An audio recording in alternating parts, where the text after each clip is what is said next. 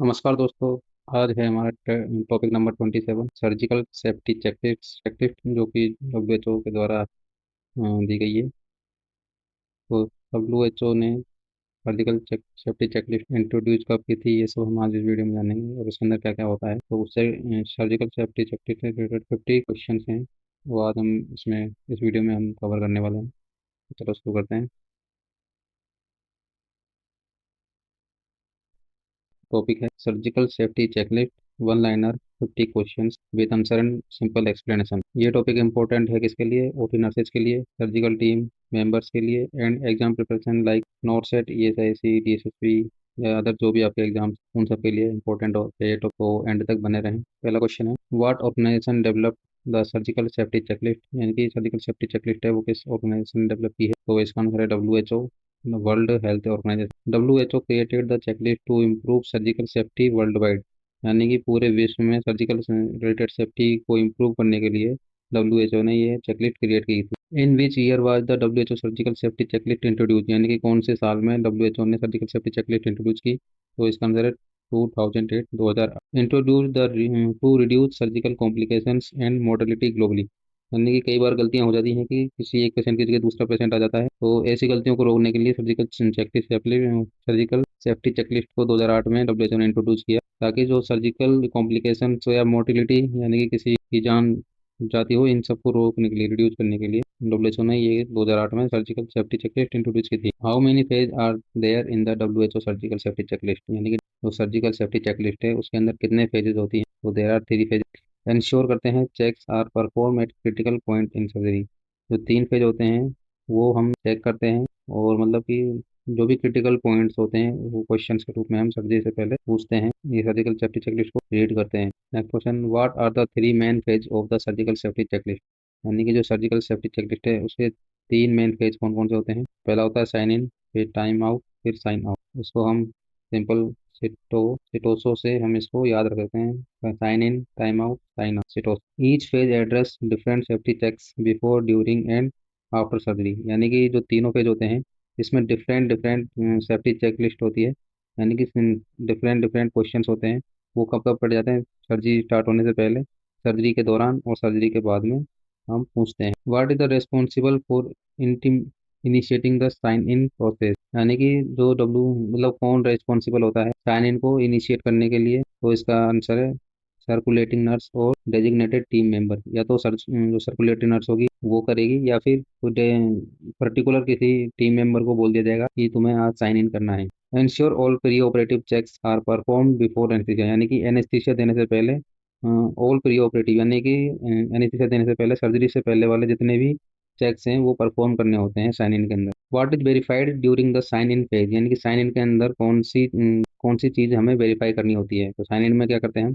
Patient की identity identity check करते हैं, सर्जिकल साइट चेक करते हैं, प्रोसीजर क्या है वो चेक करते हैं, कंसेंट लिया गया है नहीं गया है, एलर्जीज पूछते हैं, एनेस्थीसिया की सेफ्टी पूछते हैं। ये सब चीज़ें हम साइन इन में पूछते हैं, और जो क्या कंफर्म करती है patient safety and readiness for surgery, यानी कि पेशेंट अभी सर्जरी के लिए रेडी है या नहीं है, और पेशेंट की सेफ्टी से रिलेटेड जितने भी क्वेश्चन होते हैं वो सब हम साइन इन के अंदर पूछते हैं। When does the time out phase occur, यानी कि जो टाइम आउट फेज है वो कब कब स्टार्ट होता है? इमीडिएटली बिफोर स्किन इंसिजन, यानी कि स्किन इंसिजन से पहले, just before before skin incision से पहले क्या कौन सा फेज होता है? टाइम आउट फेज होता है। Allow the team to pause and confirm critical details, यानी कि इस टाइम पर मतलब टाइम आउट के टाइम पर जो इंसिजन लगने वाला है, स्किन इंसिजन लगने वाला है उससे जस्ट पहले जो टीम होती है उसको अलाउ करता है कि एक बार रुक जाइए सारे, और जितने भी क्रिटिकल डिटेल्स हैं वो एक बार कंफर्म कर लीजिए। What is verified during the time out, यानी कि टाइम आउट के टाइम पर क्या वेरीफाई किया जाता है? तो जो टाइम आउट होता है उसमें टीम का इंट्रोडक्शन होता है,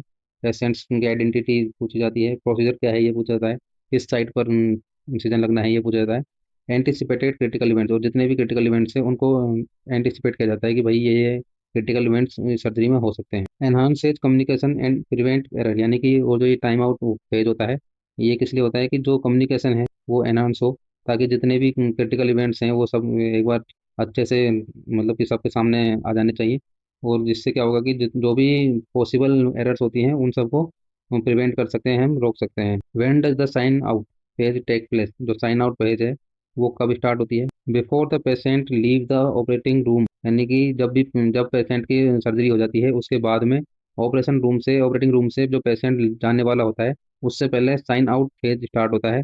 और इसमें क्या क्या पूछते हैं, हम इंश्योर करते हैं प्रॉपर डॉक्यूमेंटेशन की अच्छे से एंट्री हुई है नहीं हुई है, इंस्ट्रूमेंट चेक करते हैं, काउंट्स चेक करते हैं, स्पेसिमेन लेबलिंग चेक करते हैं। तो ये सब चीज़ें साइन आउट के अंदर हम चेक करते हैं। What is the main goal of surgical safety checklist, जो सर्जिकल सेफ्टी चेकलिस्ट है उसका मेन गोल क्या होता है? Reduce surgical complication and mortality, यानी कि सर्जरी से होने वाले कॉम्प्लिकेशंस को कम करना और मोर्टेलिटी जो रेट है उसको कम करना, ये सब सर्जिकल सेफ्टी चेकलिस्ट का मेन गोल होता है। Provide a standardise safety protocol for all surgery, और जो स्टैंडर्डाइज का मतलब है कि जितनी भी सर्जरियाँ होती हैं उनमें से एक टाइप का स्टैंडर्ड वो मेंटेन करना होता है, सेफ्टी प्रोटोकॉल मेंटेन करना होता है जितनी भी सर्जरियाँ होती हैं ओटी के अंदर उन सब के लिए। Who perform the final surgical count, जो फाइनल सर्जिकल काउंट होता है वो कौन परफॉर्म करता है? तो scrub nurse with circulating nurse, जो सर्कुलेटिंग नर्स होती है उसके साथ में मिलकर सर्जिकल स्क्रब नर्स को परफॉर्म करनी होती है। Prevent retain surgical item in the patient, यानी कि इससे क्या होगा, जो जितने भी जो सर्जिकल आइटम्स हैं, मॉप गोज इंस्ट्रूमेंट, वो अगर वो पेशेंट के अंदर ना रह जाएं इन द पेशेंट, वो उन जब अगर हम सर्जरी के दौरान ये सब चीज़ें यूज करते हैं, इंस्ट्रूमेंट्स यूज करते हैं, मॉप करते हैं, गोज करते हैं, तो वो उन पेशेंट की कैविटी के अंदर बॉडी के अंदर नहीं रहने चाहिए। इन सबको प्रिवेंट करने के लिए हम जो फाइनल सर्जिकल काउंट है वो करते हैं।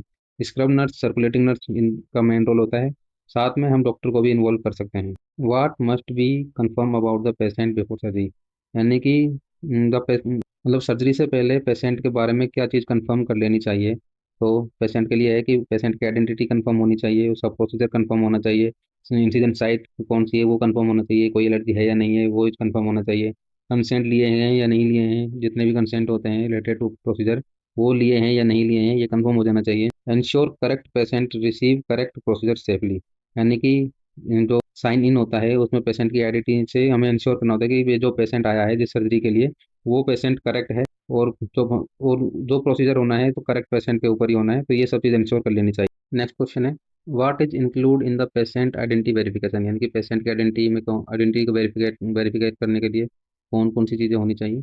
तो पेशेंट का नाम होना चाहिए, पेशेंट की डेट ऑफ बर्थ यानी कि एज, उसका जेंडर, ये चीज़ हमें चेक करनी होती है। दूसरा मेडिकल रिकॉर्ड नंबर, यानी कि कोई भी उसका जो यूनिक हॉस्पिटल आईडी होती है वो यूएच आईडी वो होनी चाहिए, ये कंफर्म कर लेना चाहिए। इससे क्या होगा कि confirm the correct patient is in the operating room, यानी कि जो ऑपरेटिंग रूम में जो पेशेंट है वो करेक्ट है या नहीं है।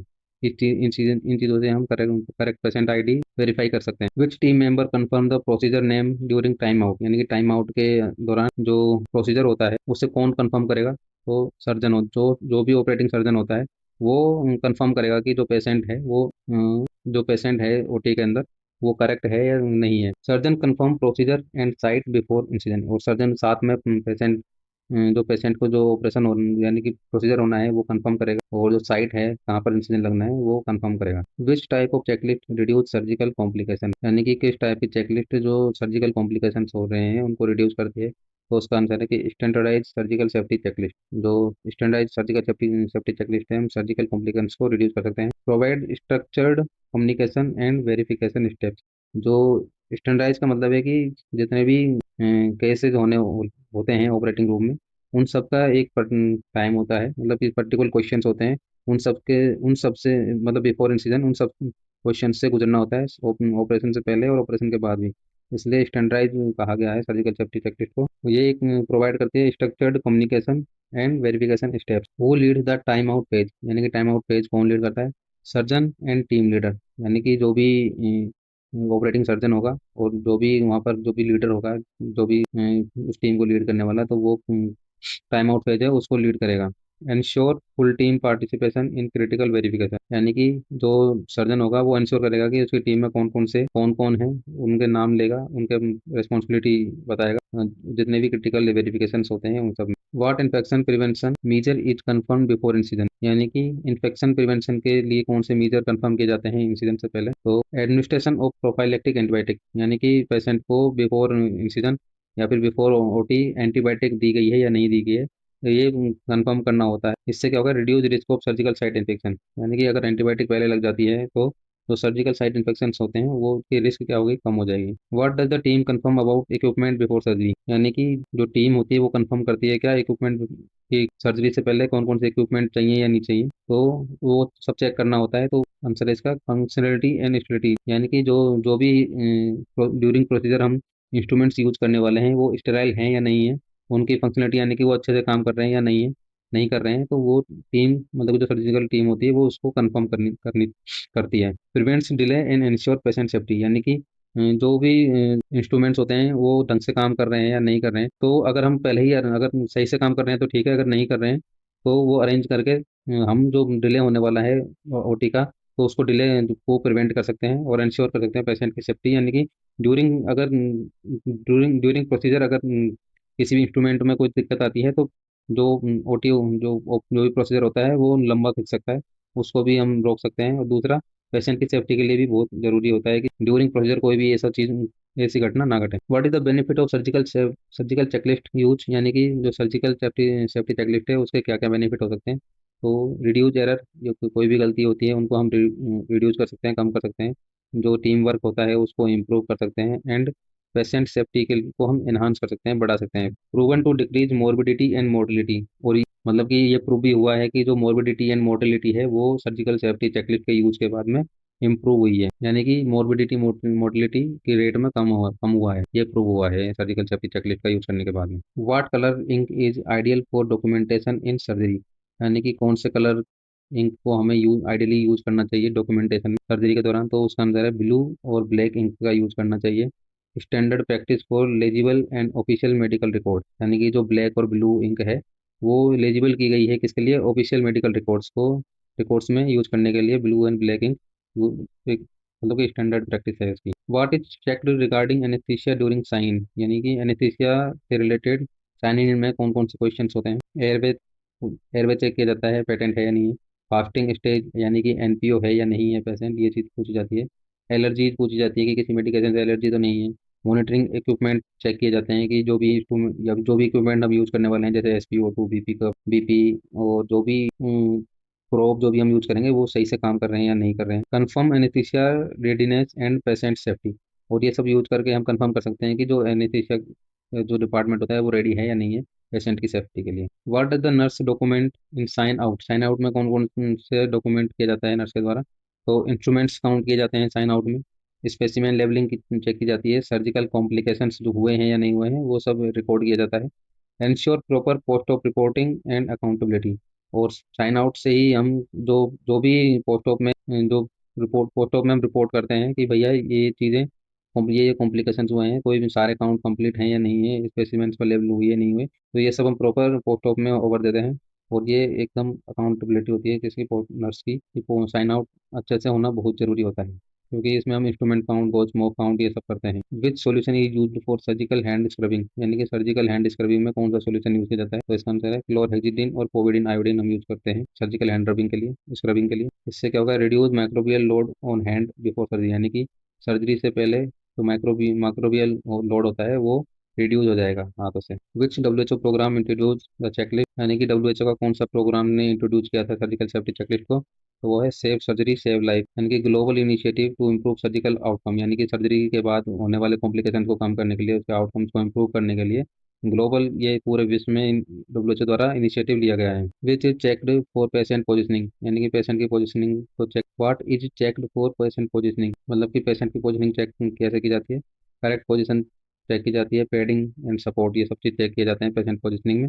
इससे क्या होगा, prevent nerve injury and pressure सोर, यानी कि जिससे अगर अच्छे से पैडिंग या सपोर्ट या फिर उसकी पोजीशन में अगर दिक्कत होगी तो पेशेंट की नर्व इंजरी हो सकती है और प्रेशर सोर भी हो सकते हैं, यानी कि प्रेशर अल्सर भी हो सकते हैं, तो इन सबको अच्छे से चेक करना चाहिए पेशेंट की positioning. What must be done if A discrepancy is found in the count, यानी कि काउंट के दौरान मतलब कि लास्ट में साइन आउट के दौरान अगर कोई भी काउंट के अंदर डिस्क्रिपेंसी अगर मिली है तो क्या करना चाहिए, stop the surgery immediately and resolve before closure, यानी कि सर्जरी जो चल रही है उसको तुरंत रोक देना है और जो भी क्लोजर है मतलब कि जो भी क्लोजर से पहले उस काउंट को पहले रिजोल्व करना है, आफ्टर दैट ही क्लोजर स्टार्ट करना है। प्रिवेंट रिटेंड सर्जिकल आइटम, यानी कि इससे क्या होगा कि जो भी पेशेंट की कैविटी है उसके अंदर जो भी इंस्ट्रूमेंट या फिर मॉब वो अगर रह गया है तो उसको आउट करना है। आफ्टर दैट सर्जिकल आइटम्स को काउंट करके मतलब कि ओटी मतलब कि जो केविटी है उसको क्लोज करना है। इससे प्रिवेंशन होगा किसका, रिटेन सर्जिकल आइटम, कोई भी item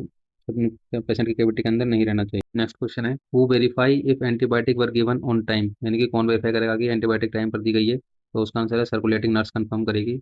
ensure prophylactic antibiotic are administered within the optimal window, यानी कि सर्कुलेटिंग नर्स को इंश्योर करना है कि जो प्रोफाइलेटिक एंटीबायोटिक दी गई है वो विद इन ऑप्टिमल टाइम के अंदर ही एडमिनिस्टर की गई है। What PP is mandatory for the surgical team, surgical team के लिए कौन कौन सी पीपीई मैंडेटरी है, यानी कि वो पहननी है।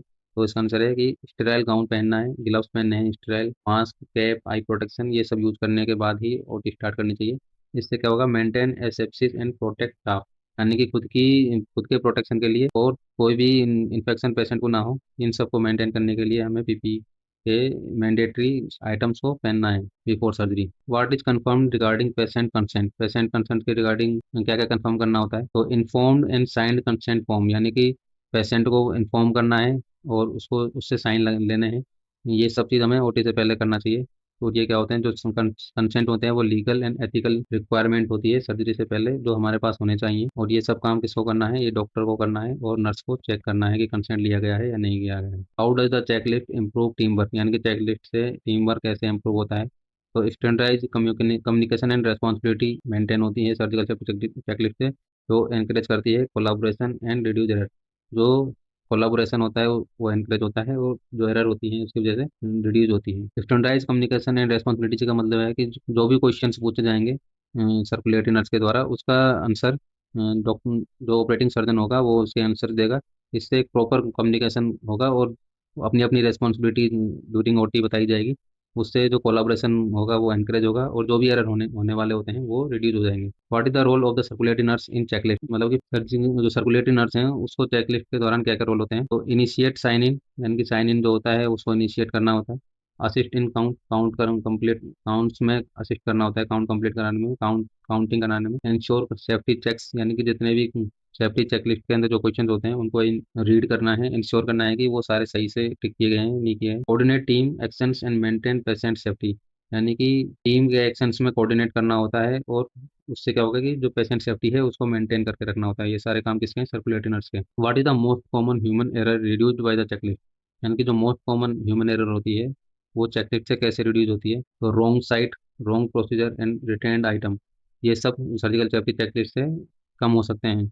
यानी structured checks prevent critical mistake, यानी कि जो स्ट्रक्चर्ड चेकलिस्ट के क्वेश्चन होते हैं उससे जो भी क्रिटिकल मिस्टेक्स होने वाली होती हैं वो प्रिवेंट हो जाती हैं। यानी कि जो सर्जिकल साइट होती है वो चेक की जाएगी कोई क्वेश्चन के द्वारा, कोई भी प्रोसीजर होना है रॉन्ग प्रोसीजर ना हो, ये सब रुकता है उससे। जो अगर कोई रिटेंड आइटम का मतलब कि केविटी के अंदर कोई भी आइटम छूटना नहीं चाहिए, ये सब कॉमन ह्यूमन एरर होती हैं वो सर्जिकल सेफ्टी चेकलिस्ट से रिड्यूस हुई है। Who announce time out complete, surgeon और टीम लीडर अनाउंस करेगा कि जो टाइम आउट है, C200, SITO, ये होता है 3 पेज, तो इसे याद रखना है। Sign in, time out, sign out, signal that verification is done and surgery can proceed. तो टाइम आउट कौन सा प्रोसीजर होता है कि इंसिडेंट से पहले देने वाला जो भी क्वेश्चंस होते हैं। टाइम आउट कंप्लीट या अनाउंस करना है, बोलना है सर्जन को और टीम लीडर जो भी है उसको।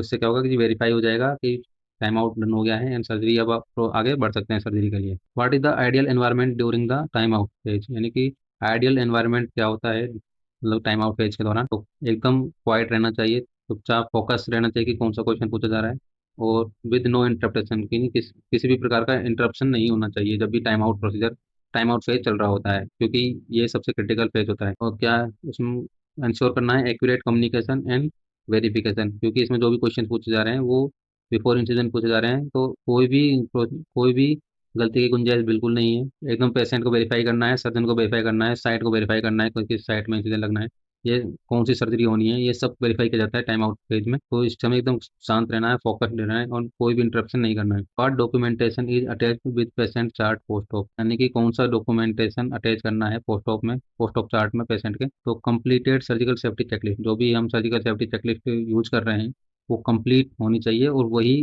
वही जो डॉक्यूमेंटेशन है वो हमें अटैच करना होता है पोस्ट ऑप में। जो एक provide record of safety checks and count, जो कि प्रोवाइड करेंगे, जो कंप्लीट सर्जिकल सेफ्टी चेकलिस्ट होती है वो क्या प्रोवाइड करेगा, record of safety checks and count की हमने बिफोर सर्जरी ये सारे जो क्वेश्चंस होते हैं चेकलिस्ट के वो हमने सेफली यूज किए हैं, तो ये एज ए रिकॉर्ड हमें अटैच करना होता है। आफ्टर सर्जरी कोई भी काउंट मतलब पेशेंट के अंदर नहीं रहा है, तो ये भी इस चीज़ का रिकॉर्ड रहता है surgical safety checklist. Which body part is marked in site verification, जो आइडेंटिफिकेशन, साइट आइडेंटिफिकेशन में कौन सी चीज़ बॉडी पार्ट को मार्क किया गया है, नहीं किया गया है। Surgical site on the patient body, यानी कि एक परमानेंट मार्कर से पेशेंट की बॉडी के ऊपर से सर्जिकल साइट बनाई जाती है फ्री ऑफ में, वो चेक करनी होती है। तो ये कंफर्म करना है करेक्ट लोकेशन फॉर सर्जरी, यानी कि बिफोर सर्जरी ये हमें कंफर्म करना होता है कि करेक्ट लोकेशन पर जो साइट है बॉडी पार्ट का जो है उसको अच्छे से परमानेंट पेन से वहाँ पर जो साइट है उसको मार्क किया गया है या नहीं किया गया है। तो बिफोर सर्जरी हमें चेक करनी होती है। When should surgical site marking be done, जो सर्जिकल साइट की मार्किंग कब की जाती है, बिफोर एनेस्थीसिया इंडक्शन, यानी कि एनेस्थीसिया देने से पहले ही जो सर्जिकल साइट की मार्क की जाती है। प्रिवेंट रोंग साइड सर्जरी, यानी कि ताकि जो रोंग साइड सर्जरी, यानी कि जहाँ मान लो कि किसी का राइट हिप का ऑपरेशन होना है, राइट हिप रिप्लेसमेंट होना है और उसका लेफ्ट का कर दिया, तो ये भी बहुत बड़ी मिस्टेक हो सकती है। तो इन सब को रोकने के लिए मैं जो साइट होती है एनेस्थीसिया देने से पहले, क्योंकि उस टाइम पर पेशेंट बता सकता है कि भैया मेरा लेफ्ट का नहीं होना, राइट का होना है इसका, तो ये चीज एनेस्थीसिया देने से पहले ही कंफर्म होनी चाहिए। What is confirm regarding blood availability, यानी कि ब्लड की अवेलेबिलिटी कंफर्म करनी चाहिए। तो adequate blood product ready if needed, यानी कि बिफोर सर्जरी ही हमें ब्लड प्रोडक्ट की जरूरत है या नहीं है, ये सब चीज़ रेडी करनी चाहिए, ताकि अगर बीच में ड्यूरिंग प्रोसीजर अगर ज़्यादा ब्लीड हो गया अचानक, तो हमें इंश्योर करना है rapid response in case of in intra operative bleed, यानी कि अगर ड्यूरिंग प्रोसीजर अगर ज़्यादा एकदम ब्लीड हो गया तो उस टाइम पर ब्लड अरेंज करते रहेंगे तो उसमें क्या होगा, डिले होगा, पेशेंट को भी इसमें बहुत बड़ा नुकसान है, उसके भी दिक्कत हो सकती है। तो इंट्रा ऑप से अच्छा है कि प्री ऑप में ही जो भी ब्लड प्रोडक्ट हमें अरेंज करने हैं वो पहले ही अरेंज करके रखने हैं। What tool is used to check oxygen before induction, यानी कि इंडक्शन से पहले ऑक्सीजन चेक करने के लिए कौन सा टूल यूज किया जाता है, तो वह है oxygen analyser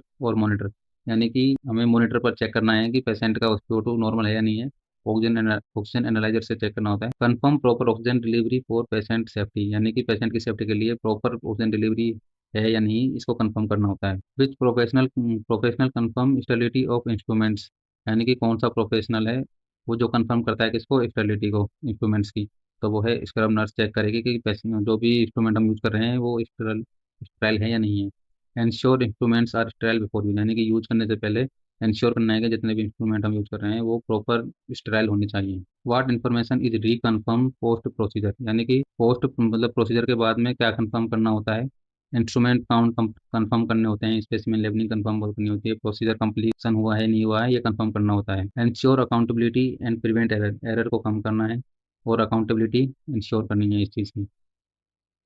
what is considered a never event in surgery, जो नेवर इवेंट है वो क्या कंसिडर करता है सर्जरी के दौरान, रिटेन्ड सर्जिकल आइटम और रोंग साइड सर्जरी, यानी कि नेवर इवेंट में हमें कि कोई भी आइटम सर्जरी से रिलेटेड या मॉब गोज या फिर इंस्ट्रूमेंट कोई भी रिटेन्ड मतलब कि पेशेंट की कैविटी में नहीं रहा है और रोंग साइड सर्जरी नहीं हुई है। Serious preventable incident that should never occur, यानी कि ये जो भी ये दो मेन चीज कि गलत गलत साइड पर सर्जरी नहीं होनी चाहिए, अगर ये बहुत सीरियस होते हैं और इनको प्रिवेंट करना बहुत जरूरी होता है और ये कभी भी नहीं होने चाहिए, that should never be occur. What type of communication is used in checklist briefing, यानी कि चेकलिस्ट ब्रीफिंग के अंदर किस टाइप का कम्युनिकेशन यूज किया जाता है, तो इसमें हम यूज करते हैं verbal and standardise team communication, यानी कि वर्बल का मतलब होता है कि बोल कर तेज लाउड आवाज में क्वेश्चंस करने होते हैं, चेकलिस्ट वाले क्वेश्चन पढ़ने होते हैं, और स्टैंडर्डाइज टीम कम्युनिकेशन होना चाहिए इसके अंदर। Encourage clarity and reduce misunderstanding, यानी कि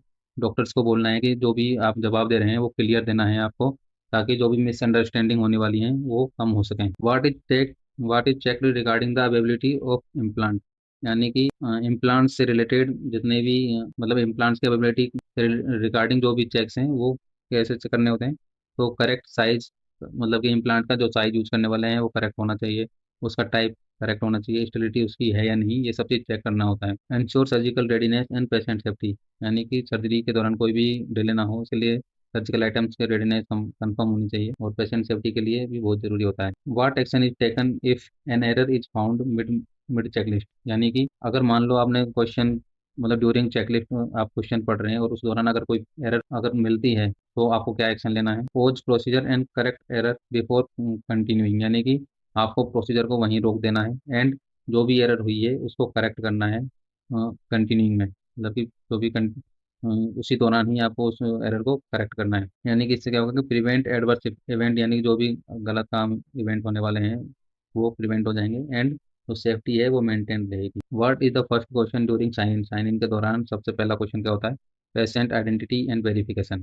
पहला क्वेश्चन होता है कि पेशेंट की आइडेंटिटी का वेरिफिकेशन करना ही पहला क्वेश्चन होता है। Confirm correct patient before anaesthesia और इंसिडेंट, यानी कि जो पेशेंट है इसका जो भी प्रोसीजर होना है वो करेक्ट है या नहीं है ये कंफर्म करना होता है बिफोर एनेस्थीसिया, एनेस्थीसिया देने से पहले और इंसिजन देने से पहले। What is the checklist item for difficult airway, यानी कि डिफिकल्ट एयरवे के लिए कौन चेकलिस्ट आइटम कौन कौन से हैं?